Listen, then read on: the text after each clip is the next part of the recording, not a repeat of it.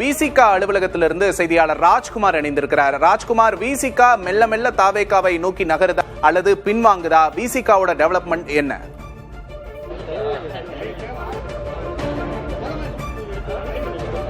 விடுதலை சிறுத்தைகள் கட்சியினுடைய உயர்நிலை குழு உறுப்பினர்களுடைய ஆலோசனை கூட்டம் இன்று நடத்துவதாக கட்சியினுடைய தலைவர் திருமாவளவன் ஏற்கனவே அறிவித்திருந்தால், அதில் மிக முக்கியமாக இடதுசாரி கட்சிகள் முடிவை அறிவிக்கும் பொழுது விசிகாவும் அதற்கான முடிவை அறிவிக்கும். குறிப்பாக தமிழக வெற்றி கழகம் பெரும்பான்மையுடன் ஆட்சி அமைப்பதற்கு விடுதலை சிறுத்தைகள் கட்சியிடமும் ஆதரவு கேட்டிருக்கிறார்கள். அதற்கான ஆதரவு கடிதமும் கொடுக்கப்பட்டிருக்கிறது. ஆனால் மாநில நிர்வாகிகள் உயர்நிலை குழு உறுப்பினர்களுடன் ஆலோசித்து முடிவு எடுக்கப்படும் என்று ஒரு தெரிவித்திருக்கார். இந்திய கம்யூனிஸ்ட் மார்க்சிஸ்ட் கம்யூனிஸ்ட் கட்சியினுடைய ஆலோசனை கூட்டம் சென்னையில் தொடங்கி நடைபெற்று வருகிறது. இந்த சூழ்நிலையில் சில நிர்வாகிகள் மற்றும் அதே போன்று வெளி மாவட்டங்களில் இருக்கக்கூடிய நிர்வாகிகளுடன் ஜூம் மூலமாக ஆலோசனை கூட்டம் நடத்துவதற்கு திருமாவளவன் தயாராகி வருகிறார். இன்று மதியத்திற்கு பிறகு அதற்கான ஒரு திட்டமிடல் இருக்கும் என்று கட்சியினர் தரப்பிலிருந்து தெரிவிக்கிறார்கள்.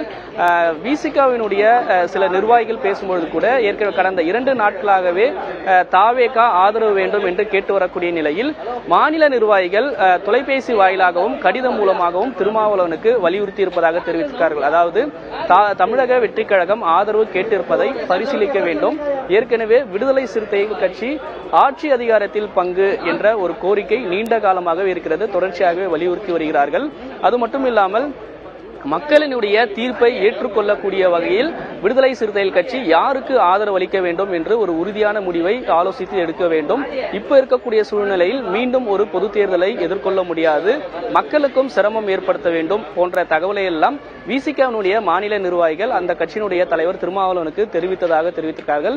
இதை எல்லாமே பரிசீலித்து இன்று இடதுசாரி கட்சிகள் மார்க்சிஸ்ட் மற்றும் இந்திய கம்யூனிஸ்ட் கட்சி முடிவை எடுக்கும், அதற்கான அறிவிப்பை செய்வதற்கான வாய்ப்புகள் இருக்கிறது என்று விசிகாவினர் தெரிவிக்கிறார்கள். இன்னும் சற்று நேரத்தில் வேளச்சேரியில் இருக்கக்கூடிய விசிகாவினுடைய அலுவலகத்தில் அக்கட்சியினுடைய தலைவர் திருமாவளவன் தெரிவிப்பதற்கான வாய்ப்புகள் இருக்கிறது. நாம் ஊடகங்கள் எல்லாருமே இங்கே இருக்கிறோம்.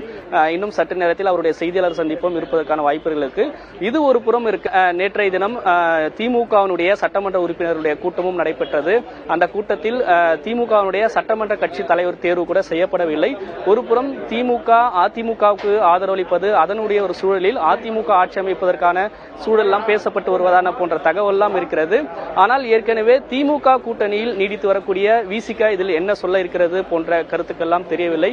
இதை எல்லாமே கலந்து ஒரு உறுதியான முடிவை இன்று அறிவிப்பதற்கான வாய்ப்புகள் இருக்கும். இன்று மதியத்திற்கு பிறகு இடதுசாரி கட்சிகளுடைய அந்த கூட்டத்தினுடைய முடிவு அறிவிக்கக்கூடிய அதே நேரத்தில் விசிகாவும் அதனுடைய நிலைப்பாடை அறிவிக்க இருப்பதற்கான வாய்ப்புகள் இருக்கிறது. விக்னேஷ். நிச்சயமா ராஜ்குமார், விஜய் நேற்று தன் பேசினார் என்று கூறினார் விடுதலை சிறுத்தைகள் கட்சியின் தலைவர் திருமாவளவன்.